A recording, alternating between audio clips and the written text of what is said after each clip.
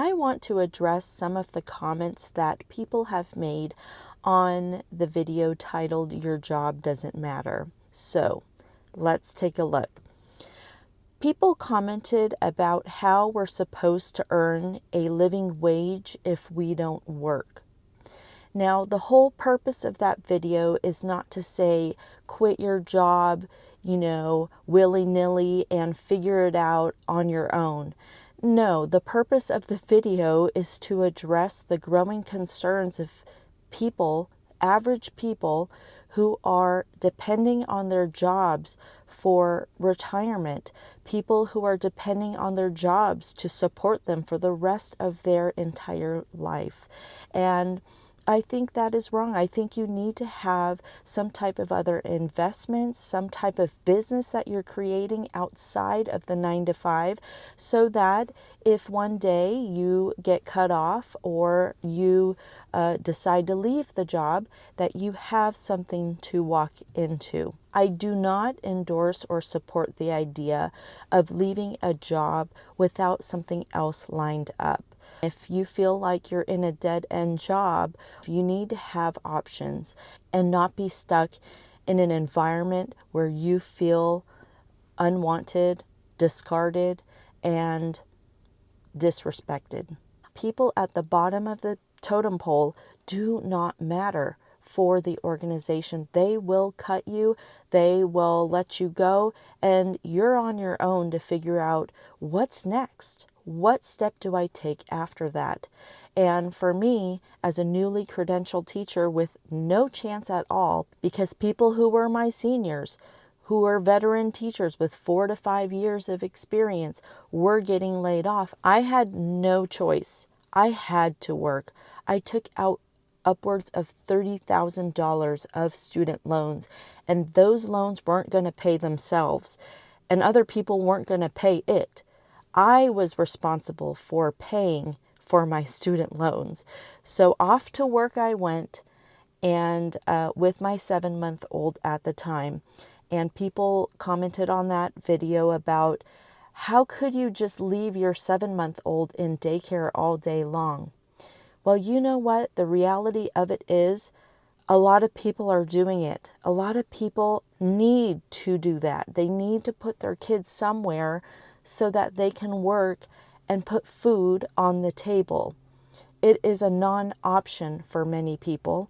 And if you are in a situation where you have to work this job that you don't necessarily love or you don't like going into, comment below, because those voices and those stories need to be heard. I want to read them. They inspire and encourage me, and also those people who are in disbelief, who can't understand the concept, need to understand that this may be the only way to survive, to go to work. Everybody has to start somewhere. And if that means earning minimum wage, that means earning minimum wage. If that means earning middle income, that means earning a middle income. Wherever you start is just the beginning. That is your starting point. That is the beginning of your journey. And you need to figure out, where do I want to be in 4 to 5 years? I always think in 4 to 5 years in advance, because I feel like it's an achievable and attainable goal for me. Diego Garcia-04K commented that you should give 60 to 70% rather than 100% on the job. If you give 100%, then you will be expected 150% or maybe 200%.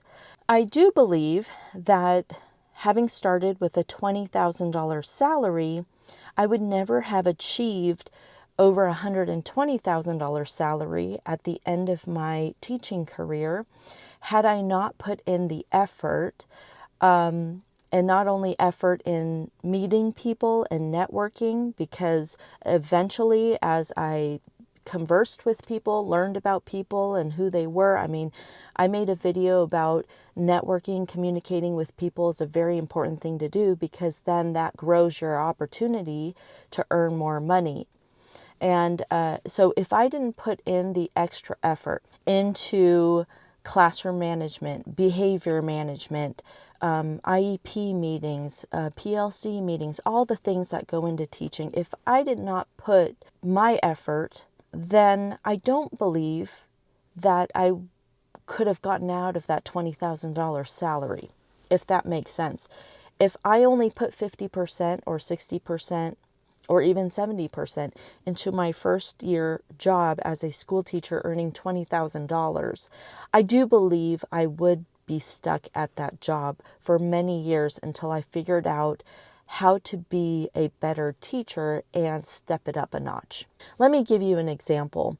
After my $20,000 job, I moved back to California and was paid $48,000. Yes, that is double, more than double the salary that I had earned before, but also the cost of living adjusted to that. So it wasn't much at the end of the month after paying all these expenses.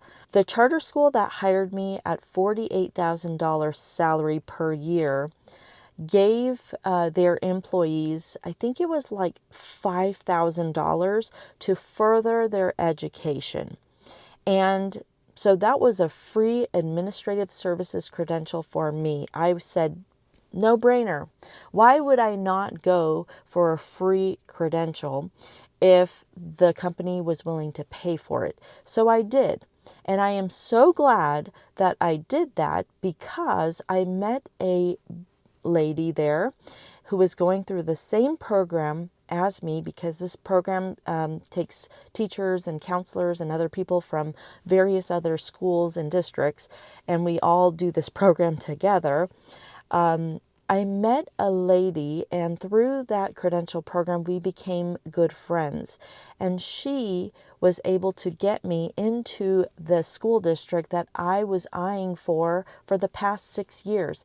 I was applying for this particular district for 6 years. And I never once heard back, not even for an interview for the school district for the past 6 years. I do believe my connection to this lady put me in a spot where I could interview for this position, and ultimately I ended up getting it. I loved this particular school district. It was the one that I left and the one that paid me the best. I was at $124,000 there. It was wonderful. I had great experiences. I would have never left that school district had I realized that the rat race and going to work was putting a toll on our family. My kids needed me, so I quit my job after heavily investing in real estate, and now I get to enjoy the freedoms of being here for my kids. It was not a willy-nilly decision. It was not all of a sudden I decided I'm going to quit my job and stay home with my kids because they deserve it. No, it was a 12-year work in progress. It was many hours of sacrifice. It was many hours sitting in traffic, many hours away from my family that now I get to enjoy and get back. I don't condone quitting your job without a plan. However, if you are working, I want you to consider, what are you working for? What is the end goal of this job?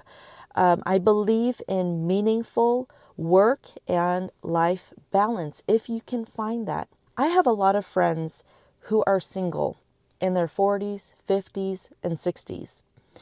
They are happy with their jobs. They are happy that it fulfills them and they are doing something to change lives. They are doing something transformative. And if your job allows you to be creative and transformative, I think you've found a good place. Also, if it's a job that doesn't require you to bring work home, would be icing on the cake. As a teacher, that was almost non-existent, because if I went to a grocery store, I ran into a parent or a student. It's like life and work are intertwined in this specific field. But maybe in the field you're in, it's not. Many people in the comments shared with us their stories of how their corporate sales jobs or how the 9 to 5 didn't work out for them, and so they found a different avenue, maybe a part-time job or maybe a more meaningful job. And I 100% agree with that. I think that if you're in a job that you're stuck in and you see no way out to breathe or spend time with your family, I do believe that you need to make a change, because you need to figure out the why. Why am I working this job? Is it so that I can save up a nest egg or invest? Is it so that I can qualify for a mortgage? You need to figure out what is the reason why you're working this job, and do you enjoy it? Many people do find fulfillment in their work because it is meaningful, and many others don't, because they're smacking their head on the wall day in and day out. It is a personal choice, and I can't tell you whether or not you should quit or move or what have you, but I hope that this video was able to help you have some perspective, because not all jobs suck the energy out of you. And if you've been in a certain job for many years, you may know how to work it so that you don't spend and drain all your energy into that job. Some people have commented that they love their job and that they do barely any work and get paid because they've been doing the same thing for 30 years, so they know exactly what to do and just put in the amount of effort they need to put in to get that paycheck.